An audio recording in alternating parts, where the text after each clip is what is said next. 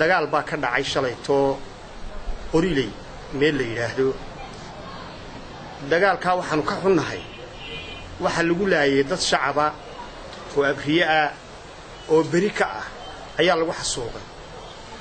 waxaan ku eedeynayaa dagaalka inay ka qayb qaateen ciidamo Puntland ka socda inay ka qayb qaateen oo waliba tikniiko xoogan watay ayaa dagaalka shalayto ka qayb qaatay waxaanay laayeen dad shacaba oo Somaliland meesha ay ka dagaalameenna waxay ahayd gudaha Somaliland ayay ahayd marka arrintaas waxaan u aragnaa qaran ahaan guud inay ahayd arrin fool xun in dalkayga gudihiisa laga dagaalamo dadkii shacabkayagana aan lagu laayo way dhici kartaa inay istilaan laba beelood oo daris ay way inay istilaan waa dhici kartaa laakiin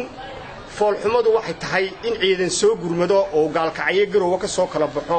oo u laayo dadkii shacabka ahaa ee reer Somaliland u laayo annagu ka qaran ahaan marka hore waxaanu diraynaa baaq ah nabadgelyo ayaanu diraynaa waxaanu labada reerood ee halka isku haya deegaanka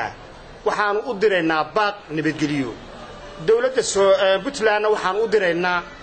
hakadayso shacabka reer Somaliland dagaalka ay ku hayso iyo dalkayaga xadgudubka ay ku hayso labadaba hakadayso ayaanu u diraynaa waxaanu dirnay oo xalayto ka baxay laascaanood ciidan fara badan oo ciidanka qaranka Somaliland oo saaka gaaray jiida hore ee saaxdheer iyo qoriley gaaray oo waliba ilaa 4 guuto ciidanka qaranka aba baxay oo gaaray annagu haddii Puntland u soo dirtay ciidankooda inay ku layso dadka reer Somaliland annagu ciidanka waxaan u dirnay in ay dadka walaalaha ah ee dariska ah ee halka jooga inay heshiisiyaan oo ay nabad dhex dhigaan baan u dirnay